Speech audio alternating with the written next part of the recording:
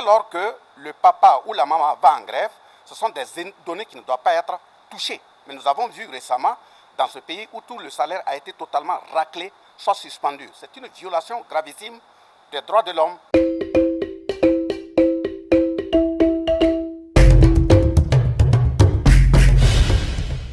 Le Conseil des ministres d'aujourd'hui a adopté 3 décrets à contenu assez important et fortement historique.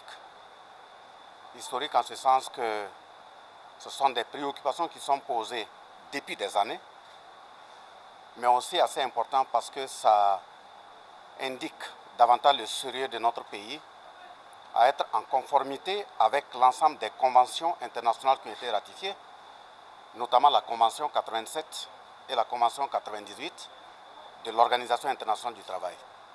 En ce qui concerne ces 3 décrets, le premier décret porte prélèvement volontaire à la source des cotisations syndicales. C'est ça qu'on appelle le check-off. Il est aussi appelé précompte syndical.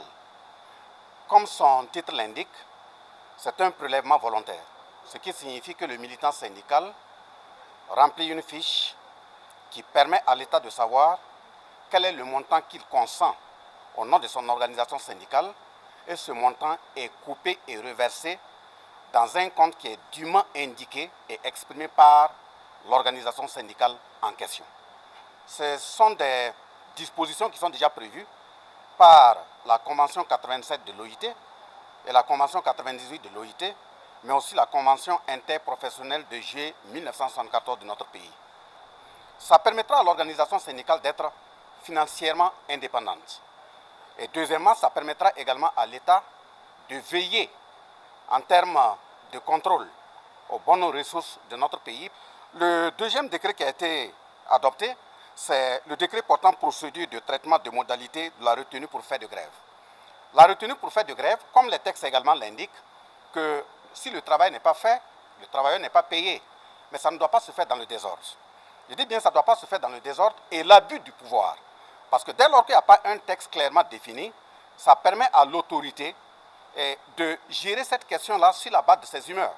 Ça veut dire sur la base d'un SMS, un ministre peut s'asseoir et instruire la suspension ou des coupures sur les revenus d'un travailleur.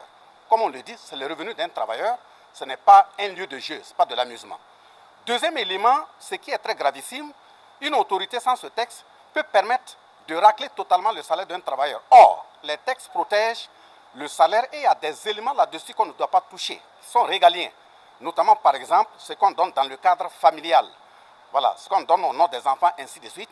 Dès lors que le papa ou la maman va en grève, ce sont des données qui ne doivent pas être touchées. Mais nous avons vu récemment, dans ce pays, où tout le salaire a été totalement raclé, soit suspendu. C'est une violation gravissime des droits de l'homme en termes d'alimentation de nos enfants. Donc ce texte vient disposer clairement qu'en texte, on doit retenir l'argent d'un travailleur qui est parti en grève, quel est le montant qui doit être retenu, et le montant qui doit être retenu, c'est le 30e indivisible du salaire de base. Et de ce point de vue, dès lors que c'est clair, si quelqu'un a été en grève pendant 3 jours, 1 semaine, lui-même il sait directement à quoi s'attendre.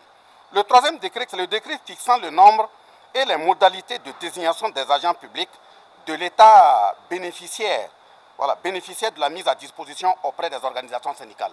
C'est ça qu'on appelle tout simplement les permanents syndicaux.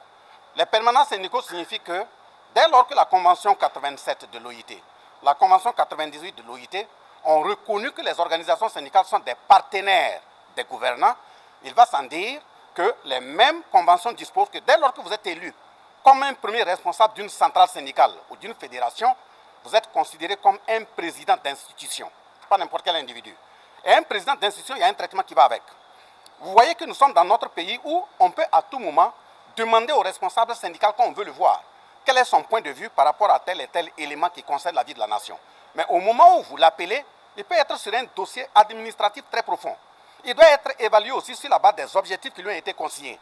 Mais si l'État passe tout le temps à le convoquer, à l'inviter à des rencontres, et à la fin, on va aller évaluer, estimer que ce qu'il a fait n'a pas atteint les objectifs, on va commencer à dire qu'il est paresseux, il est absentéiste. Or, c'est l'État lui-même qui crée ces conditions. Donc, ce décret permet de dire, si les travailleurs ont eu confiance en vous, et vous élire en tant que premier responsable pour parler au nom des travailleurs, il faut forcément que l'État crée les conditions pour que l'intéressé soit disponible à tout moment afin qu'il puisse, face à un certain nombre de préoccupations, donner son point de vue dans la vie de la nation.